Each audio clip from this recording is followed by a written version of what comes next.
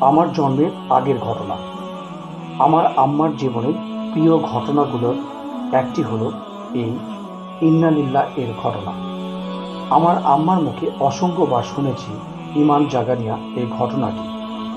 সেদিন ছিল স্কুলের বার্ষিক অনুষ্ঠান। আমার আব্বা আম্মা আর আমার বড় বোন, তখন তার বয়স ছিল মাত্র 2 বছর, সেখানে উপস্থিত হতে যাচ্ছিল।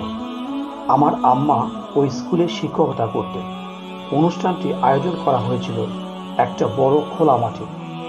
মাঠে লাইটিং ছিল, পসরা বসানো হয়েছিল বিভিন্ন স্টলে, সামিয়ানা ও ছোট ছোট তাঁবুও টাঙানো হয়েছিল।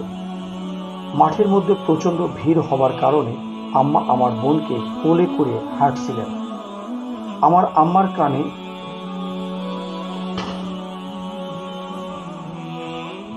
আম্মার কানে পড়া ছিল স্বর্ণের গোলাকৃতির কানের দুল। কোলে বসে থাকা আমার 2 বছরের বোনটি বারবার দুল ধরে টানাটানি করছিল। এভাবে টানাটানি দরুন এক পর্যায়ে দুলটা আম্মার কান থেকে খুলে পড়ে যায়। আম্মার সাথে সাথে বুঝতে পারলেন ব্যাপারটা। আব্বা আম্মা সময় নষ্ট না করে হারানো দুল খোঁজাখুঁজি শুরু করে দিলেন। এই ভিড়ের মাঝে হারানো জিনিস খুঁজে পাওয়া খুব একটা সহজ বিষয় নয়। এদিকে সন্ধ্যা নেমে রাত হয়ে এলো। তারা খুঁজতেই থাকলেন। যে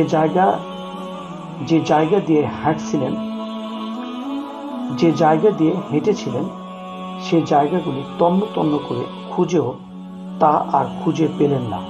সেদিনকার মতো মন খারাপ করে বাড়ি ফিরলেন দুজনে।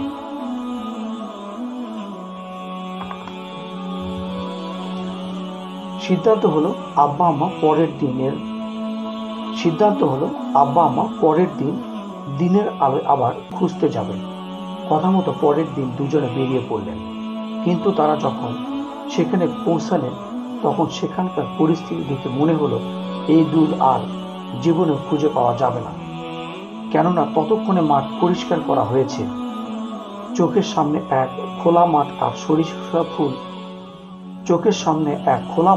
আর সরিষা ফুল দেখা ছাড়া তাদের আর কিছুই ছিল না। ধুলাবালি এই খোলা মাঠে কোথায় খুঁজবেন তারা? গত রাতে সুসজ্জিত সামিয়ানা, স্টল, তাবু কিছুই যে ছিল না তখন। কি আর করা, আন্দাজে ঢিল ছোড়ার মতো জায়গাটা খুঁজে বের করার চেষ্টা করেছিলেন আব্বা আম্মা।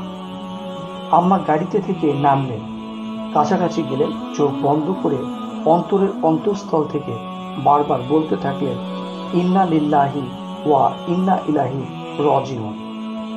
এভাবে দোয়া করতে করতে এক পর্যায়ে চোখ খুলে এদিক সেদিক দেখলেন। হঠাৎ কয়েক কদম দূরে সূর্যের আলোতে ঝলকানো ধাতব বস্তুর মতো কিছু একটা দেখতে পেলেন। জানেন ওটা কি ছিল? ওটাই গত রাতের আম্মার হারিয়ে যাওয়া সেই স্বর্ণের দুল। ছোটবেলা থেকেই আমি এই ঘটনাটা শুনতে খুবই ভালোবাসি। আমার কিছু হারিয়ে গেলে আমি এই দোয়াটি করি, কোনো অর্থ না জেনে বুঝে, শুধু এই বিশ্বাস নিয়ে যে আল্লাহ আমার হারানো জিনিস ফিরিয়ে দিবেন। বিশ্বাস করুন, এই দোয়া পাঠ করে আমি যতবারই কিছু হারিয়ে ফেলেছি ঠিক ততবারই তা খুঁজে পেয়েছি। এখন অবস্থা এমন হয়েছে যে বাড়িতে কোনো কিছু হারিয়ে গেলে সবাই আমাকে তা খুঁজে দিতে বলে।